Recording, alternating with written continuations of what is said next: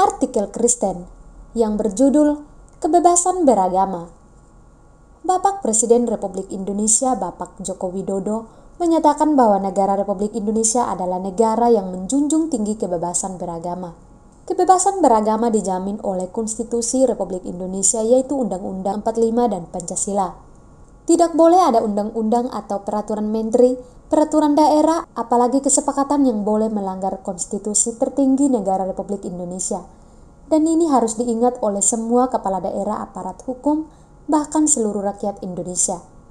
Bebas beragama itu artinya bebas melaksanakan seluruh aktivitas agama masing-masing. Maka untuk melaksanakan aktivitas agama tidak membutuhkan izin pemerintah karena sudah dijamin oleh hukum tertinggi negara Republik Indonesia. Tidak mungkin ada aktivitas kegiatan agama yang melanggar hukum Republik Indonesia karena telah dijamin oleh hukum tertinggi Republik Indonesia, yaitu Undang-Undang 45 Pasal 29. Zaman dulu, orang-orang baptis baik yang di Eropa maupun yang di Amerika Serikat, AS, walau dilarang keras untuk berkumpul berjemaat atau mengadakan kebaktian, mereka tetap melakukannya. Dan banyak dari mereka yang rela masuk penjara, bahkan rela dicambuk.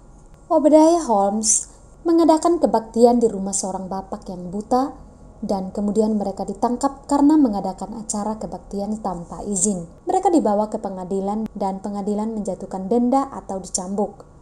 Obadiah Holmes tidak mau bayar karena merasa tidak bersalah, bahkan ada orang yang rela membayar untuknya namun dilarangnya karena katanya jika membayar berarti mengaku salah.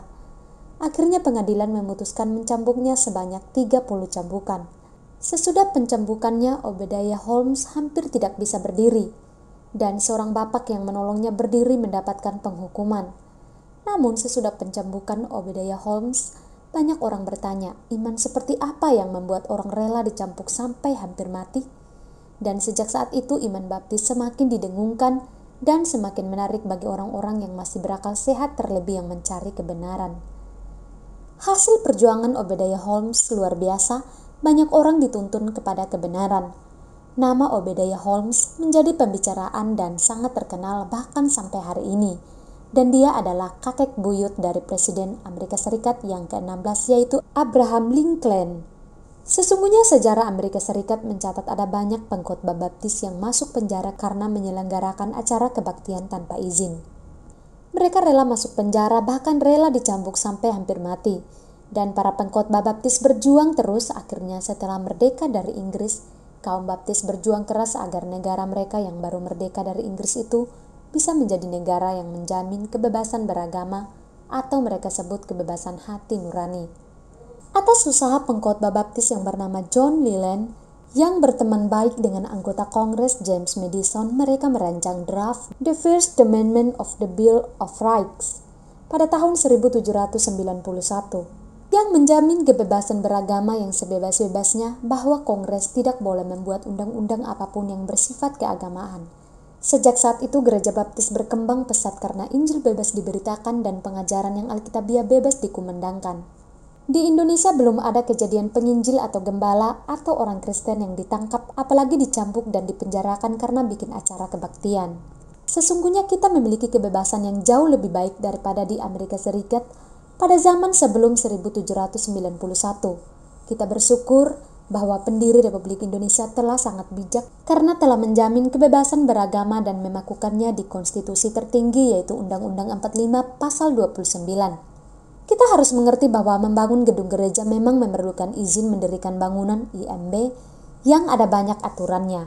Tetapi kegiatan mengadakan kebaktian ini adalah sesuatu yang tidak membutuhkan izin siapapun. Jadi tidak ada pihak manapun yang boleh melarang orang berkumpul bernyanyi, membaca Alkitab, berdoa, dan berkhotbah. Apalagi di Indonesia yang telah dijamin oleh institusi tertinggi yaitu Undang-Undang 45 dan juga telah didengungkan terus oleh Bapak Presiden. Kiranya semua pihak mengerti, sekali lagi bahwa acara atau kegiatan agama itu tidak memerlukan izin. Yang memerlukan izin itu adalah mendirikan bangunan gedung gerejanya. Semoga paham. Jakarta 18 Januari 2024 Dr. Soeharto Leau. Jika Anda ingin membaca artikel tentang kekristenan, silakan kunjungi website kami www.grafeministry.org, drsoehartoleoblog.grafeministry.org, YouTube GBA Grafe dan GBA Indonesia. Demikian pembacaan artikel kita pada hari ini. Saya Yeni Bobo, pamit undur diri.